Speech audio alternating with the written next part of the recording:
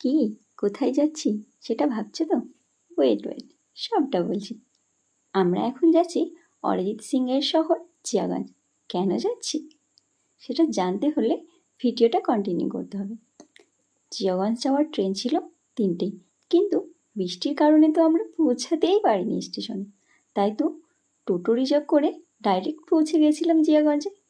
আমরা আজ এসেছি নেতাজি সুভাষ পাবলিক স্কুলে। তোমাদের কাছে আমার একটা কোশ্চেন রইল, এই স্কুলটাকে ডিএভি স্কুল কেন বলা হয়ে থাকে? এই নামে কিন্তু স্কুলটা খুব পরিচিতি। প্রোগ্রাম শুরু হওয়ার কথা ছিল 4টের সময়, কিন্তু আমরা পৌঁছাতে পৌঁছাতে প্রায় 5টা বেজে গিয়েছিল। গিয়ে দেখি প্রোগ্রাম এখনও শুরু হয়নি, কারণ আমরা বাঙালিরা তো সব সময় আধা ঘন্টা লেটে চলে, তার উপর আবার বৃষ্টি হয়েছে। আমরা পৌঁছানোর পরে শুরু হয় প্রোগ্রাম। আমাদের জিনু বেবি তো বাড়ি থেকে মেকআপ ও নাচের ড্রেস কোড পরে গিয়েছিল, শুধু হেয়ারটা তার বাকি ছিল। তাই সেখানে গিয়ে দিদি পনিটেলটা করে দিল। প্রোগ্রামটা শুরু হয়েছিল উদ্বোধনী নৃত্যের মাধ্যমে।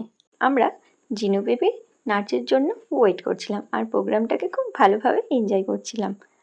দীর্ঘ 5 বছর প্রতীক্ষার পরে এবার ফার্স্ট টাইম স্কুলে অ্যানুয়াল প্রোগ্রাম হলো। তো আমরা তো প্রোগ্রামটা খুব ভালোভাবে এনজয় করছিলাম, আর মাঝে মাঝে বোরিংও হচ্ছিলাম লেন্দি স্পিচ শোনার পরে। আর ওয়েট করছিলাম যে আমাদের জিনু বেবি কখন পারফর্ম করবে।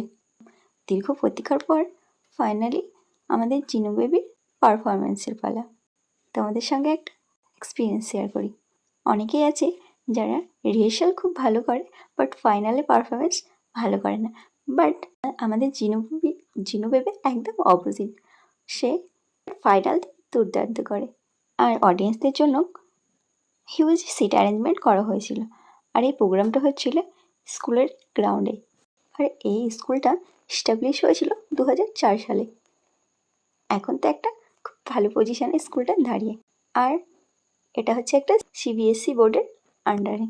আর এই প্রোগ্রামে এই স্কুলের ইতিহাস সম্পর্কে আমার জানা হলো, আগে থেকে আমি জানতাম না।